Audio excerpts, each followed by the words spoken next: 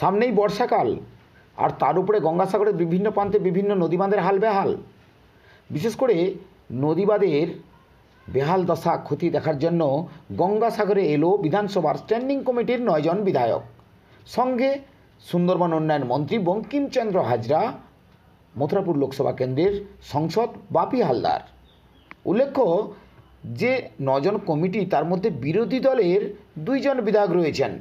বাঁকুড়ার ছাতনার বিধায়ক সত্যনারায়ণ মুখোপাধ্যায়, বাঁকুড়া জেলার কোতলপুর বিধায়ক হরকালী প্রতিকার।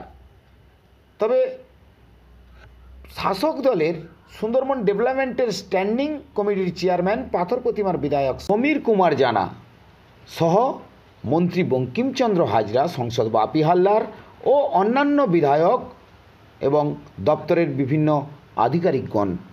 আমাদের খুব সন্ত্রাসে থাকতে হয়, প্রতি বছর কাজ হয় কিন্তু টান প্রচুর ধুয়ে চলে যায়। আমাদের বাঁধ টান ভেঙে যায়, ঘরে হাঁড়ি ভেসে যায়, বরজবাতি পুকুর কাদা নষ্ট হয়ে যায়। আমাদের সুবিধা এই টানটা যে পড়েছে, মনে হয় বোল্টার দিলে খুবই সুবিধা হতো আমাদের, বোল্টারটা ফেলালে খুবই সুবিধা। আজকে তো সুন্দরবন উন্নয়ন মন্ত্রী বা বিভিন্ন বিধায়করা এসছে, আশ্বাস দিচ্ছে এই বাঁধ দ্রুত সমাধান হবে। কতটা আশ্বাস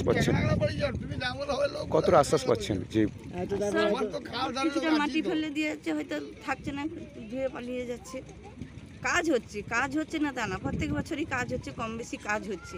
কাজ হলে গিয়ে টান নিয়ে চলে যাচ্ছে, টান হচ্ছে, টানে চলে যাচ্ছে। আপনার নাম? আমার নাম ভবানী মাইতি বস্ত্রা। অবস্থায় একদম অ্যাবলিশ হয়ে গেছিলো, তারপর পরপর সেচ দপ্তর কাজ করেছে। বর্তমানে এখন এই চাতারা ছিল 300-350 ফুট। তা আজও পর্যন্ত প্রতি বছরই মোটামুটি এইরকম ঝড়ের গতিবেগ সরকারি হিসাবে কারোর জানতে বাকি নেই। এবং চাতা 300-350 ফুট নদীর চর ছিল, ভেঙে ভেঙে আজ এই অবস্থা। এখন বর্তমানে যে বাঁধটা টানবে আমরা শুনছি, এটা প্রায় 70-80 বিঘে জায়গায় চলে যাবে। যারও যে কোনো ব্যক্তির অনুকূলে আছে, তাহলে সেই চাতাটা, সেই জমি পরপর এই মাঠের অবস্থা খুবই খারাপ, চাষবাসের অবস্থাও খুব খারাপ। প্রতি বছর যদি নোনা জল ঢোকে, তাহলে চাষবাসের অবস্থা কী হবে আপনারা জানতে সেটা বাকি নেই। এই যে অবস্থায় এই যে নদীবাঁধ, এই নদীবাঁধ আগে থেকে সেচ দপ্তর কোনো বা আমাদের এখানে সুন্দরবন মন্ত্রী আছে, উনি কী তত্ত্বাবধান করছে জানি না। বর্তমানে এই যে স্রোত, একদম নদী বাঁধ মুহূর্তের মধ্যে দুর্যোগ হলেই ভেঙে যেতে পারে।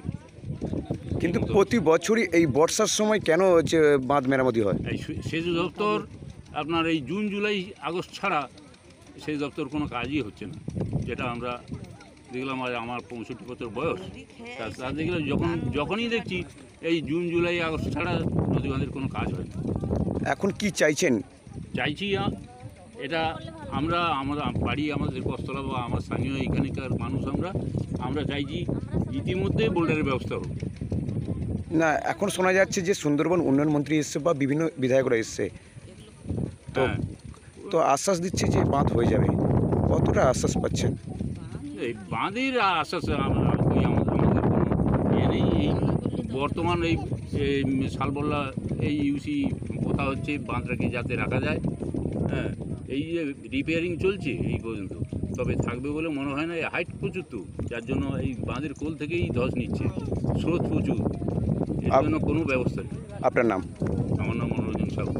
মানুষের যাতে সমস্যা না হয়, আগামী দিন আপনারা জানেন যে বর্ষা আসছে, কোনোরকম নদী বাঁধ ভাঙন যাতে একটা মেজর কিছু নেওয়া যায় এবং প্রিপারেশন যদি কিছু নেওয়া যায়, সেই ব্যাপারে ইরিগেশন দপ্তরের সমস্ত টিম, মাননীয় মন্ত্রী, চেয়ারম্যান সহ সমস্ত আধিকারিকদের সঙ্গে নিয়ে আজকে আমরা দেখলাম, এবং মানুষকে যাতে করে নিরাপদে রাখা যায়, কোনোরকম সমস্যা আসবে সেই বিষয়ে দেখার জন্য।